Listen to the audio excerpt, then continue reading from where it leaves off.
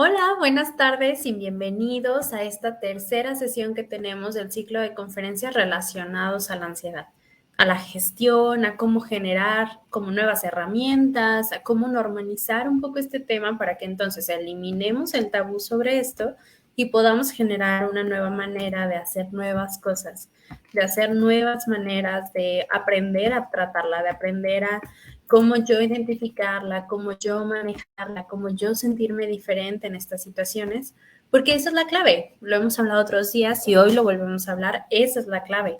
Que logremos identificarla diferente es lo que nos va a hacer que entonces la ansiedad no se sienta como algo que nos oprime, como un castigo, sino como una herramienta más. Justo la sesión pasada hablábamos de esta situación y decíamos, bueno, ¿qué sucede con cómo enfrentamos al miedo y cómo esto afecta entonces también cómo vamos a enfrentar a la ansiedad? Porque es muy claro que la ansiedad es miedo puro en su máxima expresión y en su peor manera de atacarnos.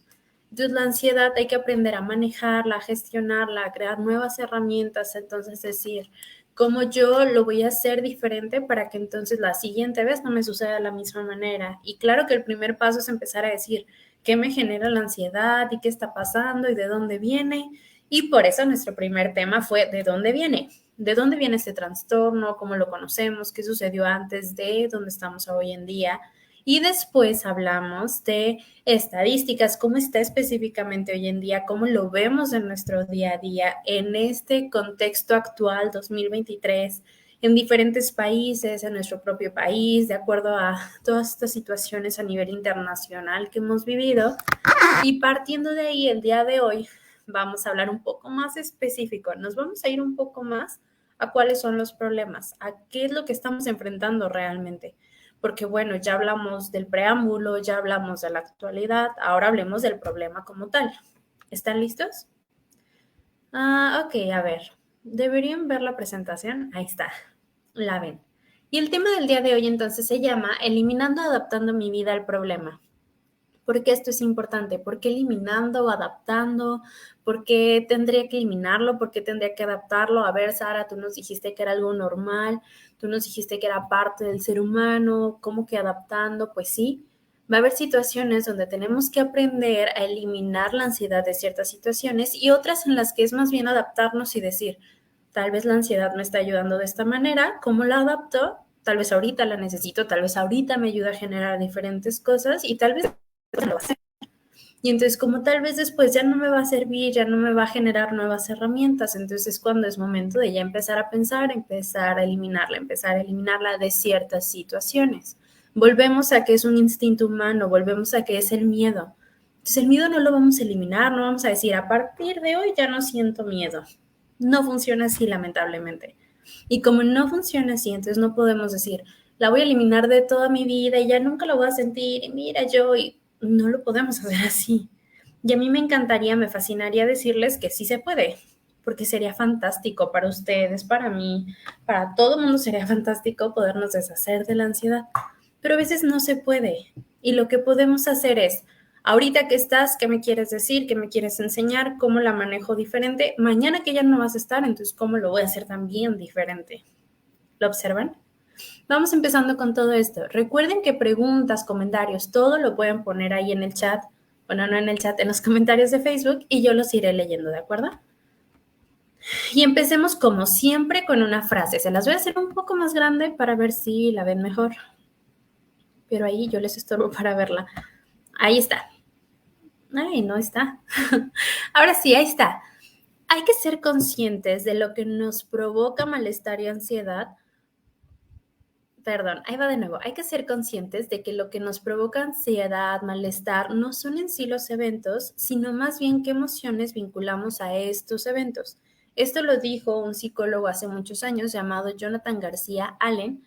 ¿Y por qué creen que les puse esta frase? Porque esta frase abre nuestro tema de adaptando, eliminando, qué hago con este problema que es la ansiedad, qué sucede, justo por lo que dice esta frase. La ansiedad llega por diferentes miedos. Lo hemos hablado hasta ahorita y se los he repetido hasta el cansancio y ustedes de seguro ya sueñan con eso.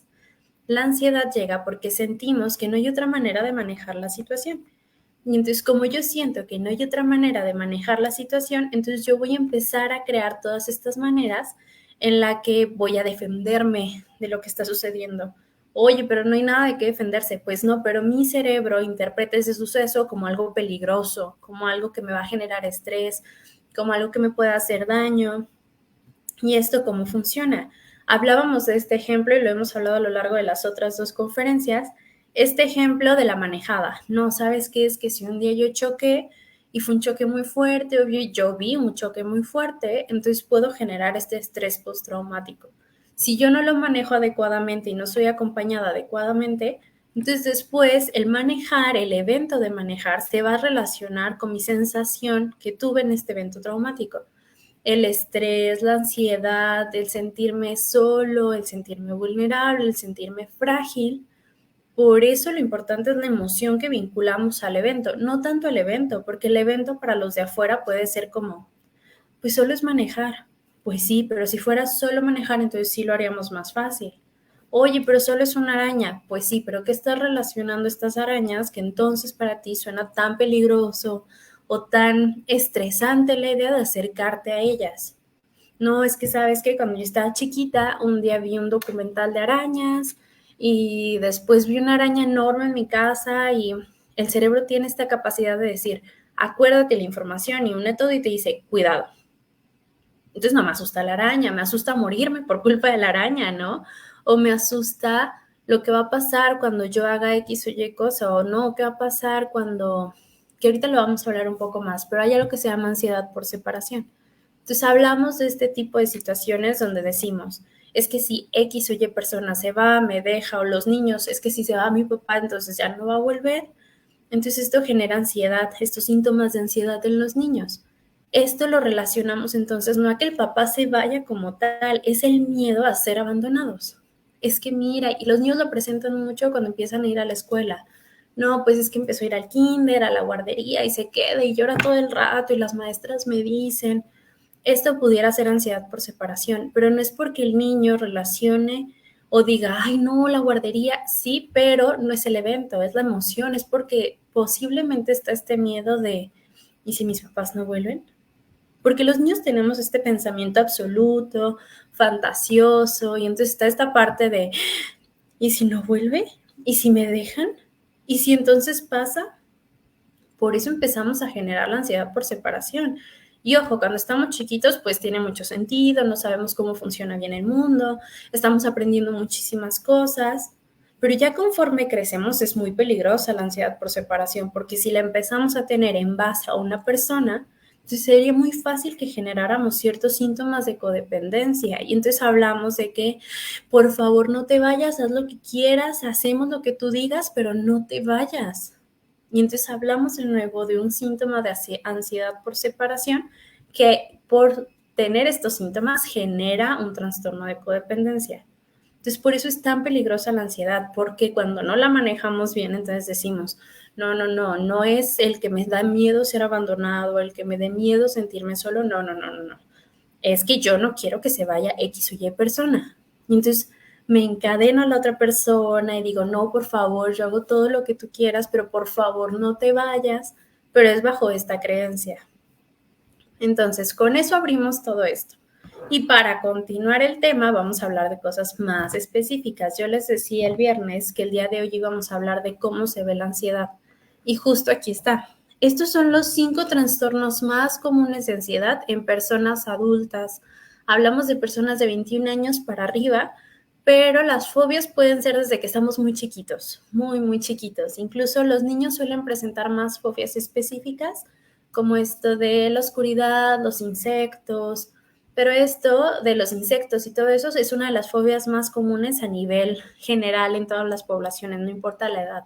Entonces podemos ver adultos con miedo a las arañas, a las cucarachas, a los ratones y también es un síntoma de ansiedad. Vayamos uno por uno, ¿les parece? El trastorno de ansiedad generalizada es del que más hemos hablado en estas conferencias, pero se los voy a especificar de todas maneras. ¿De qué hablamos con un trastorno de ansiedad generalizada? Hablábamos de que esto funciona como que no es que suceda algo específico que me genere los síntomas de ansiedad. Es que yo puedo estar en mi vida tranquila, en general, como muy, pacífico todo y de repente tal vez mi pareja me dice, oye, voy a salir con mis amigos. Y para mí puede ser como, ¿cómo que vas a salir con tus amigos? ¿Por qué?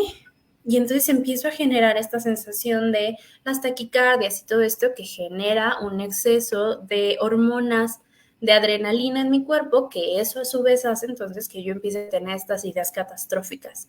Y entonces sabes qué es que si quiere salir con sus amigos es porque ya no quiere estar conmigo, si ya no quiere estar conmigo es porque me va a dejar, y si me va a dejar yo qué voy a hacer, y entonces llegamos a niveles inimaginables, ¿no? Oye, pero solo te dije que iba a salir por un café. Pues sí, pero es que me vas a dejar. No es el miedo a que la persona vaya por un café, es el miedo a que la persona me deje, es el miedo a sentirme solo, el miedo a sentirme abandonado, porque tal vez antes ya me sucedió, pero eso es la ansiedad generalizada. Si mi miedo profundo, inmerso, el miedo origen, llamémoslo así, es el ser abandonado, entonces la mayoría de mis pensamientos relacionados a la ansiedad van a ser enfocados al ser abandonado. No, pues es que mis hijos se van a ir y ya nunca me van a hablar. Y entonces siento la ansiedad. Es que mi esposo no me habla porque ya se va a querer divorciar. Y entonces tal vez no tiene fundamento. Cuando no tiene fundamento es cuando hablamos de ansiedad. Cuando tiene fundamento, entonces hablamos de un conflicto de pareja y hay que hablarlo aparte. Pero cuando no es como, ok, pero ¿en qué te basas? No, pues en nada. De hecho, me trata muy bien o nos llevamos muy bien, tenemos una comunicación asertiva, fluida, hablamos de cómo nos sentimos. Ok, ¿por qué te va a dejar? No, no lo sé. Pero ¿qué tal que pasa? Ahí hablamos de ansiedad, entonces.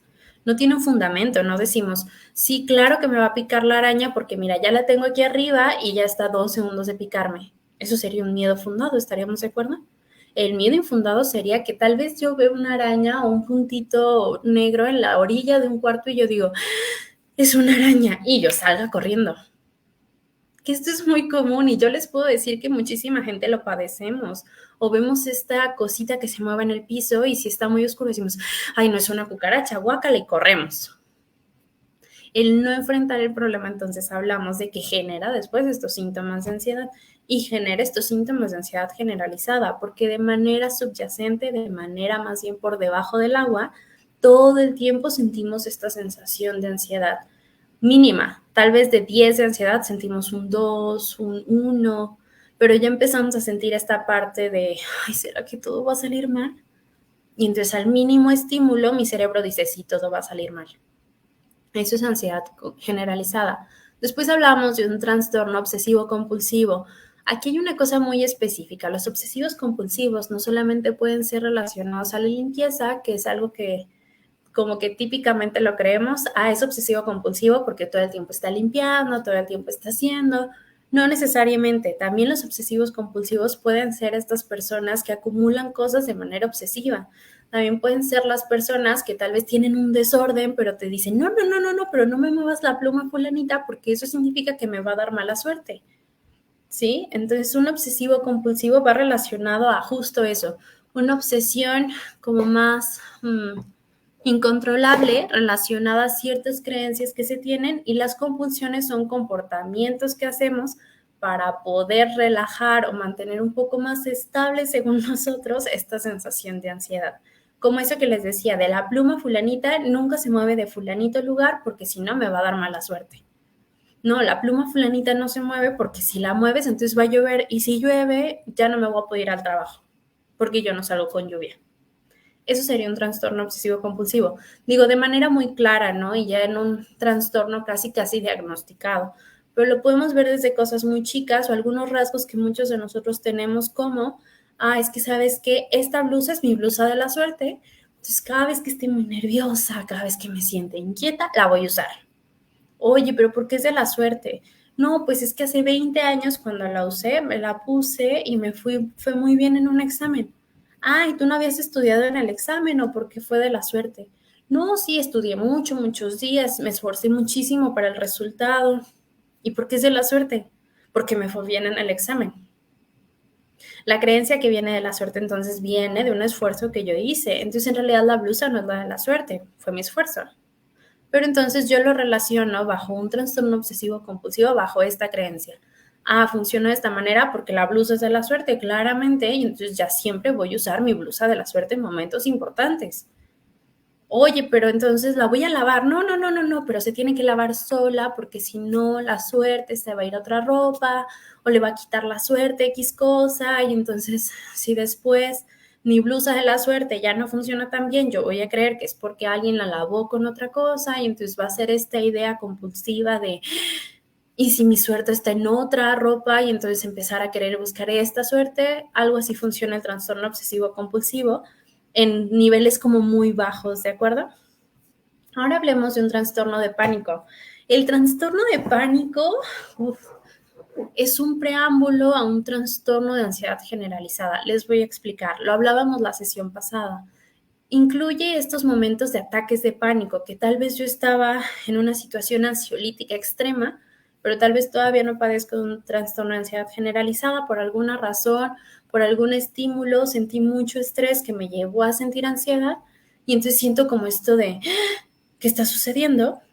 Y eso lleva a que entonces tenga los síntomas del ataque de pánico, las taquicardias, la sudoración, las migrañas, la aceleración en el ritmo cardíaco, en la respiración, la opresión en el pecho y entonces empieza a generar una serie de ataques de pánico relacionados a ciertos eventos que después, por el miedo a que me vuelvan a dar estos ataques de pánico, entonces yo empiezo a generar miedo a diferentes situaciones estresantes que pueden desencadenar lo otro. Por eso les digo que es un preámbulo a un trastorno de ansiedad generalizada, justo por esta situación, ¿va? Ahora hablemos de las fobias. Ya se las hablaba un poco, pero aquí también incluimos la fobia social, que es lo que nosotros en psicología llamamos agorafobia. La agorafobia la podemos desarrollar en realidad en cualquier momento, igual que todas las fobias específicas, pero la agorafobia es muy especial por lo siguiente. Es la fobia social, no necesariamente a salir con otras personas o a salir y estar como que hablando con mi amiga, yo en el parque o en mi cochera, no necesariamente, pero sí hablamos de a mí me da pánico las aglomeraciones. Es que, ¿sabes qué? Yo no quiero ir a la escuela, no quiero ir a la universidad porque me da pánico la idea de convivir con tanta gente. No, no, no, yo no voy al súper, yo no hago esto, yo no hago aquello, porque ¿cómo voy a estar con tanta gente? La fobia social tuvo un repunte durante la pandemia justo, porque teníamos tanto este temor y no sabíamos cómo se transmitía la enfermedad que entonces era como, no, mejor no salgo en público y no hago. Y después cuando supimos cómo se transmitía la enfermedad, menos salíamos y era más esta sensación de, no, no, no, es que si yo me acerco a alguien y yo no sé si la otra persona está enferma, ¿qué tal que yo me enfermo? Y a mí sí me dan síntomas graves. Entonces la fobia social tuvo un incremento impresionante. Específicamente lo vamos a poder ver en generaciones tal vez un poco más chicos, específicamente que yo, ¿no? Yo tengo 25 años, pero mis pacientes suelen tener 13, 14 años y ellos empezaron a generar una fobia social bastante específica, porque su punto de socialización, de aprender a socializar, es entre los 12, 14 años, ahí aprendemos a hacerlo. Y ellos estaban encerrados. Entonces, como ellos no saben hacerlo, usualmente están empezando a generar estos síntomas de ansiedad por qué van a decir los demás. Y si digo algo y me espanta, y ellos se ríen, y entonces de por sí esta sensación ya surge mucho en la adolescencia, incrementó debido a esta situación, porque entonces les dijimos, no socialices, no hagas, no hables con tus conocidos en redes sociales, pero haz amigos, pero no había clases presenciales, y entonces pues ver a sus compañeros en pantalla ya era ver a un desconocido, entonces pues no hablaban con ellos, o sí hablaban, pero no los conocían de verdad.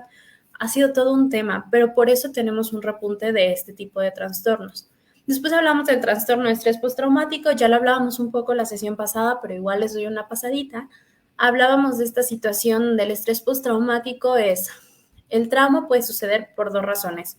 Un evento repetitivo, doloroso, y entonces se me genera un trauma por la serie de eventos que se repiten de la misma manera, ya sea violencia en el hogar, violencia en la escuela, y que la violencia va desde agresiones físicas, agresiones verbales, desde, no, pues me escondían la mochila, pero nunca me la daban, entonces a veces me iba a mi casa sin mi mochila, o tenía que decirles a los maestros, todo esto también genera un estrés postraumático, o hablamos de una situación específica, un estímulo tan fuerte que desencadena una serie de emociones que nos extralimitan y eso hace que tengamos esta sobrecarga emocional, ¿de acuerdo? Ahora hablemos de cómo se ve la ansiedad en los niños. Se ve específicamente y principalmente de dos maneras. Aunque la ansiedad generalizada y la fobia social también se suelen, perdón, las fobias específicas también se suelen ver en ellos, la ansiedad por separación es una de las maneras más frecuentes. Les decía, los niños que no se quieren quedar en la escuela, los niños que de repente es como, ay, quédate con tu abuelita o con tu abuelito, y entonces los niños no quieren, y entonces aquí hay que tener cuidado porque a veces es porque algo sucede con la persona que lo estamos dejando, ya sea violencia, alguna otra situación, pero como lo confundimos con una ansiedad por separación, entonces es como, no, no, de todas maneras, quédate. Entonces, por eso es importante escuchar la emoción del niño, a ver qué está sucediendo, por qué te sientes de esta manera, mira, a ver, sucede algo con esta persona, pasa algo que te haga sentir incómodo, y entonces si el niño es como, no, solo me quiero ir contigo, ah, bueno, vamos viendo si es también en otras situaciones, si también es en la escuela, con su papá o con su mamá o con sus hermanos, entonces pudiéramos hablar de una ansiedad por separación. Si es en específico con una persona, entonces ya hablamos de otro tipo de problemas que hay que revisar aparte. Y el mutismo selectivo, ay, aquí es todo un tema, no siempre se categoriza junto con los síntomas de ansiedad, pero sí se debe de hacer. El mutismo selectivo suele ser un síntoma o una característica manifiesta de un trastorno de estrés postraumático. Entonces, alguien que vive un trauma como excesivo muy fuerte puede generar un mutismo selectivo. ¿Qué significa? Que tal vez no hablo, dejé de hablar para siempre con todo mundo y no les digo nada y no emito ningún sonido porque tal vez pasó algo y mi voz fue como muy decisiva en esta situación y yo me siento excesivamente mal intentando hablar. Entonces tal vez ni siquiera lo intento por esta situación, porque el mutismo se relaciona con una manera de defenderme. Ah, es que ocasiones donde los niños sufrían de bullying y de repente dicen algo y el bullying se vuelve peor y es más agresivo y les hacen algo y después es como, pues mejor no hablo. Y mejor no hablo en la escuela, pero tal vez con mis papás sí. O mejor si hablo en la escuela, con mis maestros, con mis compañeros, pero tal vez con mis papás no, porque lo que sucedió es en el hogar. Entonces hay que tener ojo con esto del mutismo selectivo. Ahora, entremos un poco más en materia de si lo adapto, lo elimino, qué hago con todo esto. Y les voy a hacer un poco más grande esta. Cuando adaptamos nuestra vida a la ansiedad, suceden estas tres tipos de cosas. Evitamos la situación, como lo que les decía de, pues me da tanto miedo que mejor no manejo, pues me da tanto miedo que huyo en sentido contrario, o creamos conductas adictivas que pueden generar como esta estabilización de la sensación de ansiedad. Por eso muchas personas que consumen marihuana o cualquier sustancia psicotrópica que tenga relación con esta sensación de calma pueden generar una conducta adictiva cuando padecen de un preámbulo de síntomas de ansiedad.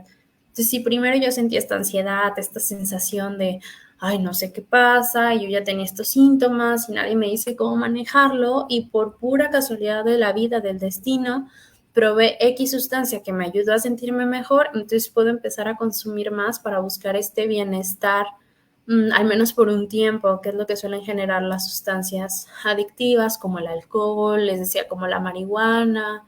Hay por ahí algunas otras drogas que también generan esta misma sensación, entonces puede ir también por ahí. Y la tercera razón por la que a veces adaptamos nuestra vida a la ansiedad es ignorar el problema.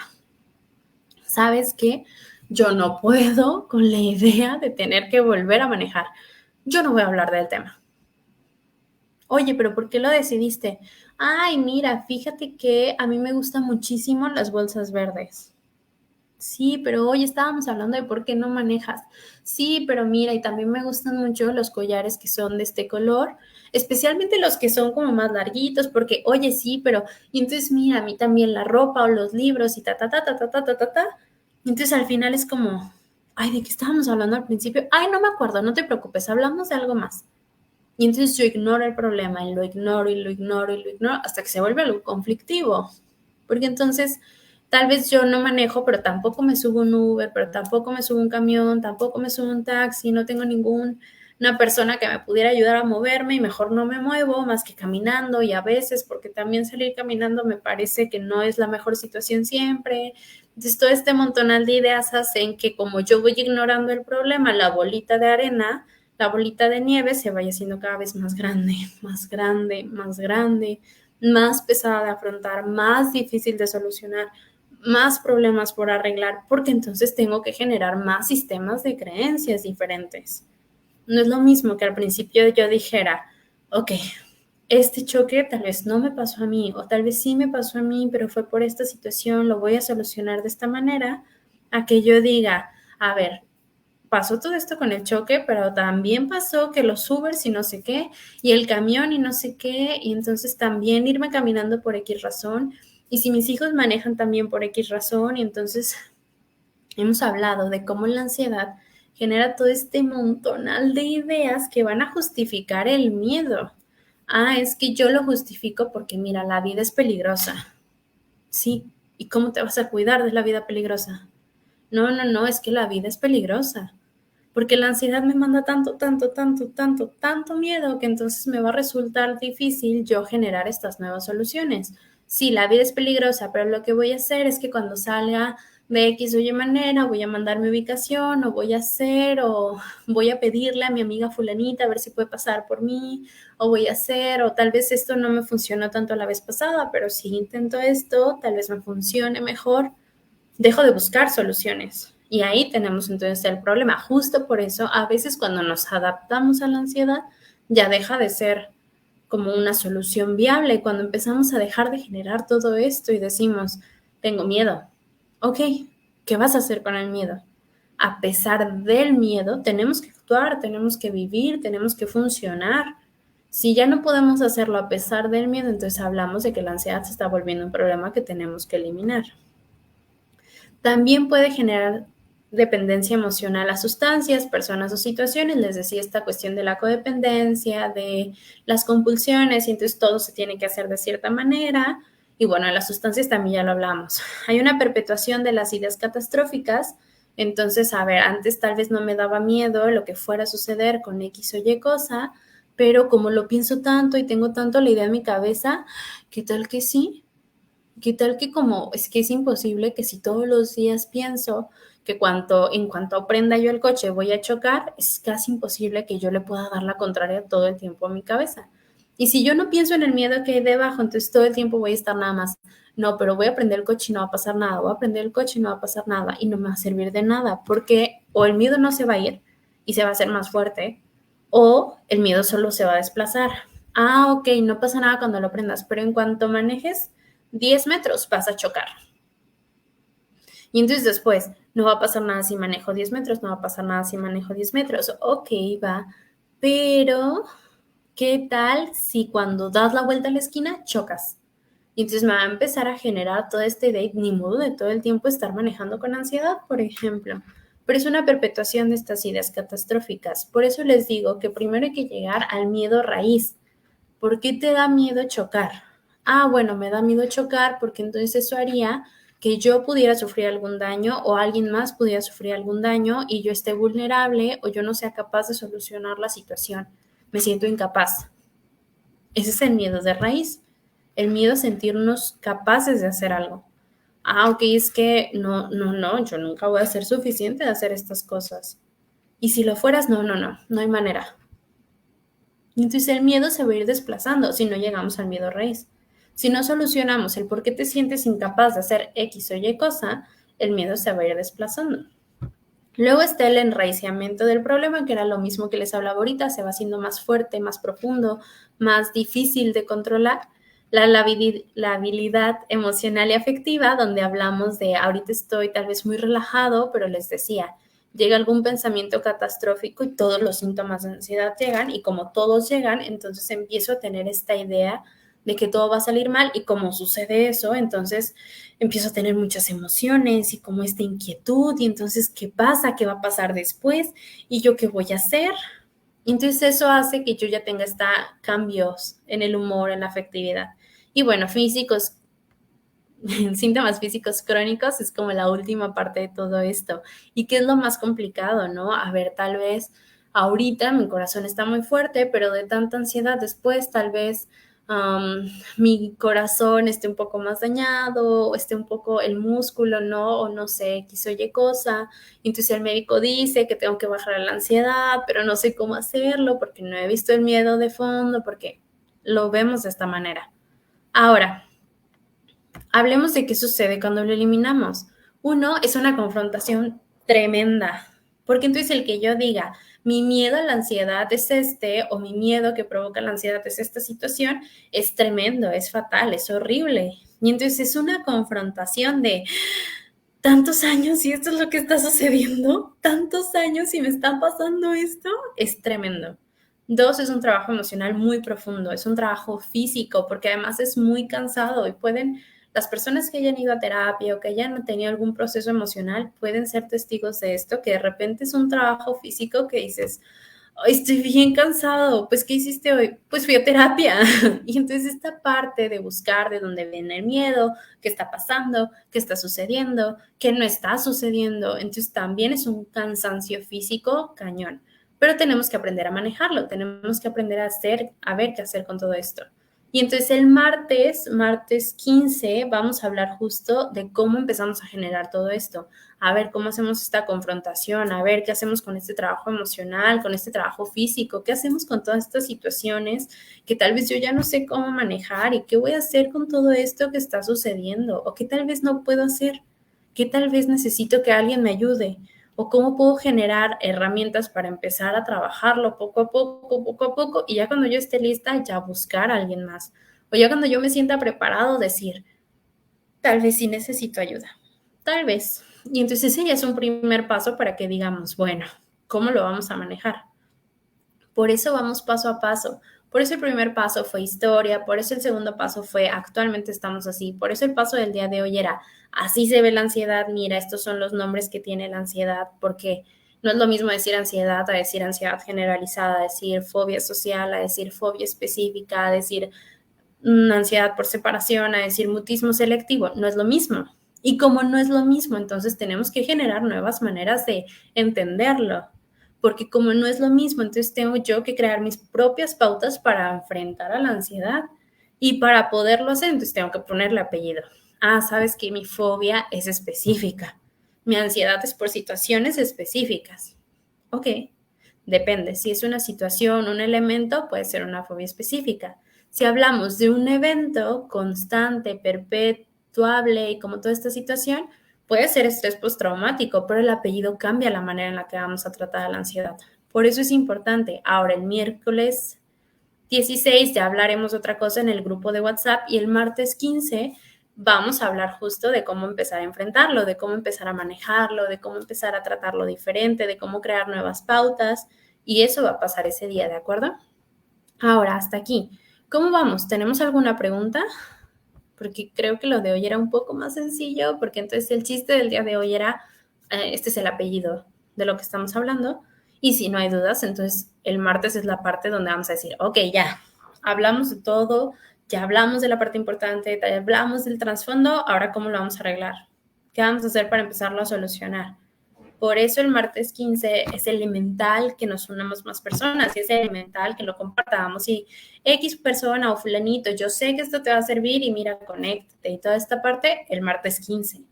¿De acuerdo? Y como parece que no tenemos dudas, entonces nos vemos el martes 15 a la misma hora, a las 7 de la noche. ¿De acuerdo? Que estén muy bien. Buenas noches.